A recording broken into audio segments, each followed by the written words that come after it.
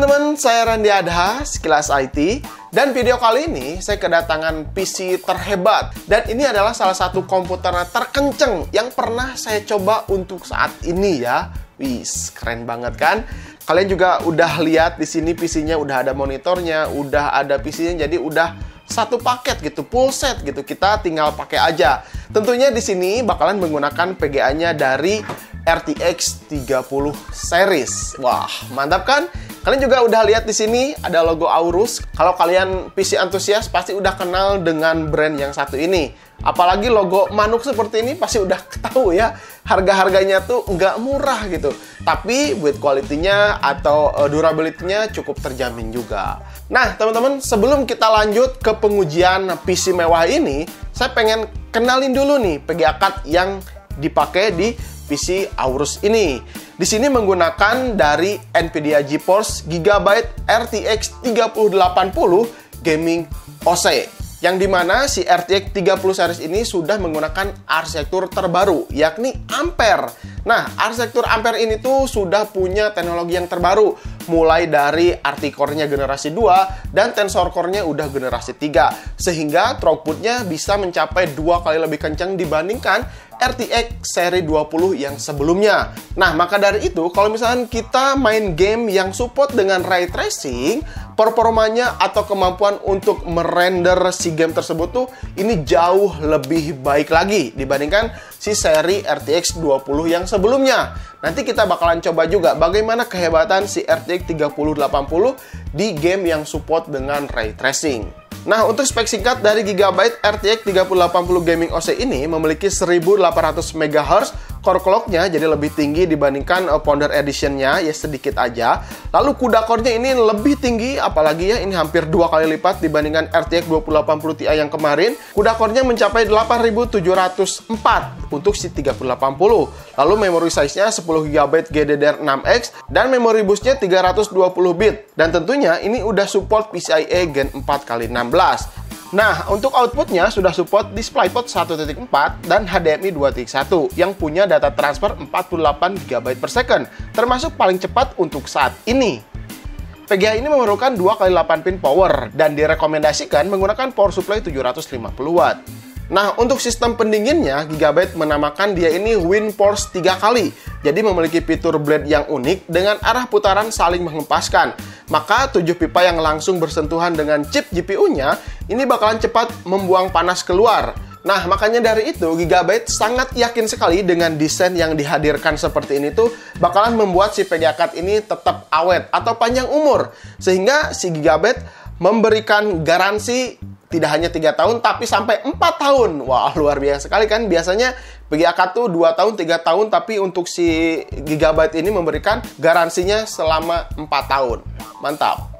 Nah, kalau misalnya kita udah punya PGA card yang super kencang, super keren seperti RTX 3080 ini, kita harus punya juga monitor yang bisa mengimbanginya. Karena fitur-fitur yang dihadirkan pada PGA card yang kencang juga harus diimbangi dengan monitor yang super keren juga. Nah, di sini ada Gigabyte G32QC. Dari namanya juga kita udah tahu kalau si resolusi ini punya 2160 x 1440p atau sering kita kenal dengan 2K, 2K gitu. Wis, mantap kan? Terus layarnya juga punya kurvatur 1500, jadi agak melengkung sedikit. Dan layar yang digunakan ini adalah VA Panel yang punya refresh rate 165 Hz dan respon time-nya 1 millisecond. Wis, keren banget kan? Lalu untuk tambahan spek monitornya, dia tuh udah punya color saturasi 94% DCI-P3 atau 124 sRGB. Jadi si monitor ini menurut saya bakalan cukup sekali dipakai untuk main game dan dipakai untuk ngedit-ngedit video, ngedit-ngedit foto. Warnanya juga udah cukup keren. Kalian juga bisa lihat di sini warna biru merahnya juga terlihat lebih cerah ya, lebih bagus juga gitu. Oh ya, di monitor ini ada fitur OSD Sidekick yang bisa mengatur konfigurasi monitor lewat mouse dan keyboard. Jadi nggak usah pakai tombol joystick yang ada di monitor yang di belakang. Itu kan sulit juga gitu, agak ribet. Tapi kalau misalkan bisa diatur lewat mouse atau pakai mouse, ini udah sangat-sangat simpel sekali. Jadi kalau kalian seorang gamer pasti seneng banget deh dengan fitur seperti ini. Oke, sekarang kita mulai masuk ke spek yang digunakan yang ada di dalam casing si C300 Aorus ini. Kalian bisa lihat di sini ada logo Aorusnya, terus di samping copper power supply-nya juga ada logo Aorusnya. Nah, si logo-logo ini juga bisa disetting RGB-nya juga lewat si RGB Fusion. Nanti kalian bisa coba aja mau warna apa juga bisa aja, karena banyak banget warna sama fitur-fitur yang dihadirkan oleh si RGB Fusion ini. Nah, di dalam casing si C300 Aorus ini ditanamkan prosesornya Intel Core i9-10900K dengan motherboardnya Z490 dari Aorus Master. Nah, yang menarik di sini saya melihat di sini tuh menggunakan liquid cooler dari Aorus. Nah, di sini juga memang ada beberapa yang mungkin kalian juga pengen punya gitu. Di depannya ini bisa kalian lihat, di sini tuh menampilkan prosesor yang digunakannya. Di sini kelihatan ada Core i9-10900K, lalu logo Aorus, lalu yang di bawahnya ini temperatur prosesor yang sedang berjalan. Nah, mungkin ya ini yang menarik juga gitu kan. Jadi kalian nggak usah buka lagi software seperti HW Info gitu kan untuk bisa cari tahu berapa sih prosesor yang sedang berjalan saat ini gitu kan. Kita tinggal lihat aja di depan si cooler ini ada suhu temperaturnya. Lalu untuk si radiatornya juga ternyata ini bukan 240 tapi 280. Jadi fan yang digunakan di sini menggunakan 140 mm kali 2. Jadi lebih besar juga si radiatornya, dan si fan yang digunakan juga lebih besar juga. Fan-nya ya tetap ya dari Aorus juga gitu kan, itu ada logo Aorusnya. Nah, terus lanjut lagi ke memori RAM. Di sini ada 2x8 GB 3600 MHz. Jadi di sini saya hanya mengaktifkan profile XMP-nya saja sehingga berjalan langsung di 3600 MHz. Gampang aja gitu, nggak di overclock lagi. Terus untuk storage-nya di sini ada dari NVMe Aorus juga 512 GB. Kalian juga udah tahu ya kecepatan si NVMe ini tuh sungguh kenceng sekali gitu untuk saat ini.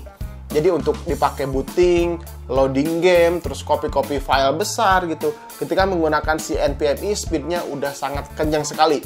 Jadi anti lemot. Ya udah pastilah ya komputer mewah seperti ini kalau misalkan lemot ya kelihatannya kurang GG aja gitu. Makanya digunakan NVMe. Terus CPGA card-nya tentunya dari Gigabyte RTX 3080 Gaming OC. Nah, di bawahnya di sini ada seperti apa ya? Hiasan juga ya, logonya Aorus. Untuk si RGB juga bisa disetting melalui si RGB Fusion. Nah, jadi kalian kalau misalkan mau merubah semua warnanya sesuai keinginan atau sesuai setup kalian, tentunya bisa. Nah, terakhir untuk power supply-nya di sini menggunakan AP850 watt. Nah, di bawahnya. Dan yang menarik saya lupa tadi ya untuk si casingnya, di atasnya ini udah ada Type-C, lalu 2 USB 3.0. Lalu yang membuat saya kagum juga ternyata di sini ada port HDMI. Wih, mantap juga ya. Jadi kalau misalnya kalian ribet-ribet gitu kan pasang port HDMI di belakang, ternyata di depan sudah disediakan di casing si Aorus C300 ini. Mantap kan? Oke, jadi semuanya saya udah kenalkan. Speknya apa, terus komponen-komponennya apa, monitornya, sampai di sini kan kebetulan ada monitornya saya udah kenalkan juga. Dan sekarang saatnya kita pengen tahu bagaimana performa si PC Aorus ini menjalankan game-game yang saya akan tes gitu kan. Bagaimana performanya. Oke, kita langsung saja tes bagaimana performa si PC Aorus ini. Oke, let's go.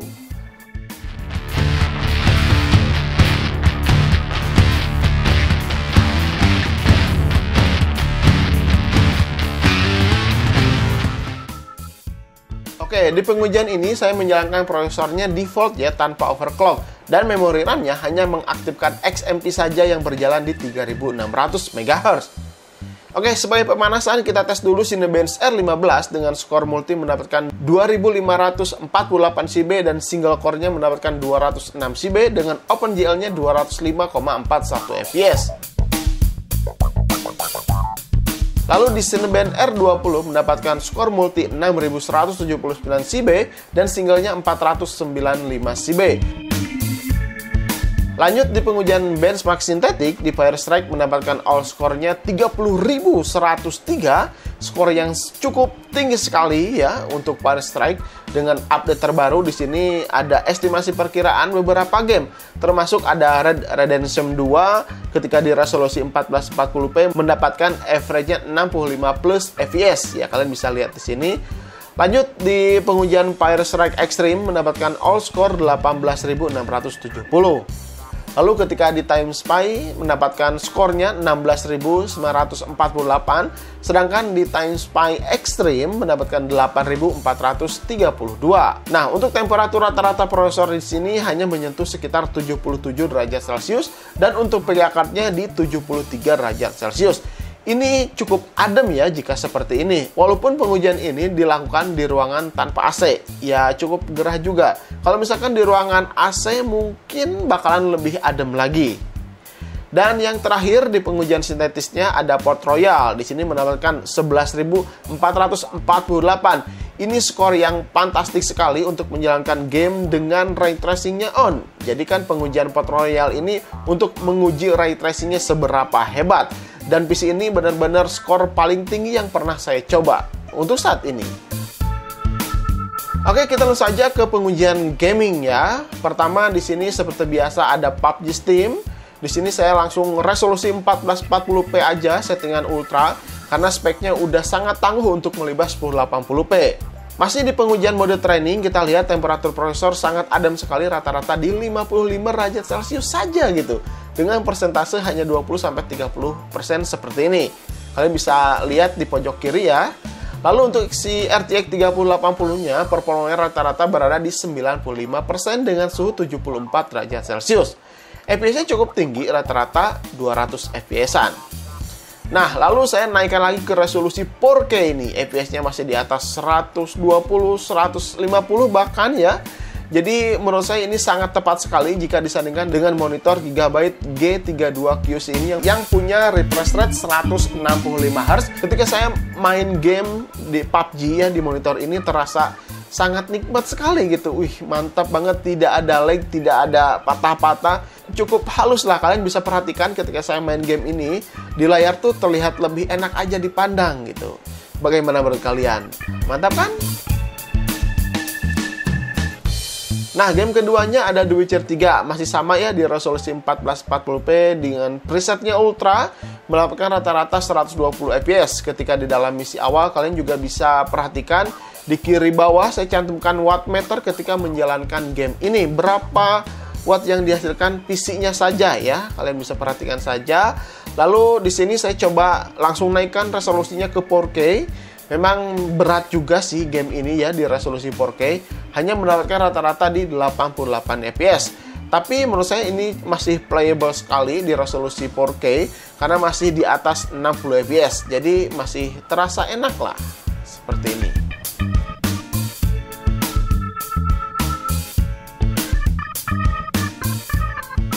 Game ketiganya ada Shadow of the Tomb Raider di DirectX 12 ya, resolusi 1440p, average FPS-nya mendapatkan 145 fps. Masih cukup pas lah dengan monitor 144 Hz ini. Namun jika di resolusi 4K, FPS-nya cukup drastis sih menurut saya penurunannya ya, hanya mendapatkan rata-rata 83 fps saja. Lalu game Battlefield 5 juga masih sama, ini lumayan cukup berat juga. Di resolusi 1440p settingan ultra, rata-rata FPS-nya berada di 102 fps. Ya masih cukup lah, cukup oke gitu ya. Namun jika di resolusi 4K sudah mulai terlihat berat nih, hanya mendapatkan rata-rata di 77 fps. Namun ya ini memang lebih berat juga ketika dijalankan di DirectX 12. Rata-rata di resolusi 4K hanya mendapatkan 59 fps saja, tapi detail pada game menurut saya lebih tajam dan bayangan pada aura ledakan juga terlihat lebih real.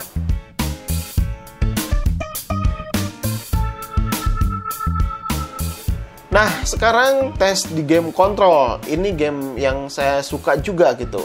Kita bisa lihat lebih jelas ya ketika dinyalakan ray tracing-nya. Efek bayangan real time terlihat lebih jelas ketika karakter berada di depan kaca. Ya, seperti ini, kalian bisa perhatikan.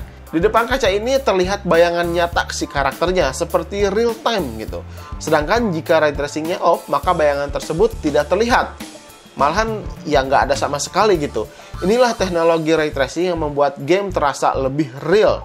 Namun kita harus korbankan FPS menjadi semakin kecil karena memang PGA sangat bekerja keras untuk menampilkan ray tracing. Namun kalian tidak usah khawatir karena fitur DLSS ini udah sangat-sangat ngebantu sekali. Kini sudah hadir dan punya teknologi baru sehingga ketika diaktifkan DLSS-nya seolah-olah resolusi game ini diperkecil, namun efek-efek yang dihadirkan juga lebih tajam, lebih terlihat bagus aja gitu. Karena teknologi Ampere yang hadir pada RTX 3080 ini udah punya kemajuan yang cukup baik, punya generasi yang lebih maju lagi, sehingga bisa menghasilkan AI yang cukup baik di game-game ray tracing ketika diaktifkan DLSS-nya. Dan kalian bisa perhatikan saja ketika DLSS-nya on dan tidak aktif, kalian bisa lihat perbandingan FPS-nya begitu sangat jauh sekali ya. FPS peningkatannya cukup baik. Jadi si arsitektur Ampere ini yang berada di RTX 30 series ini cukup baik dibandingkan RTX 20 sebelumnya.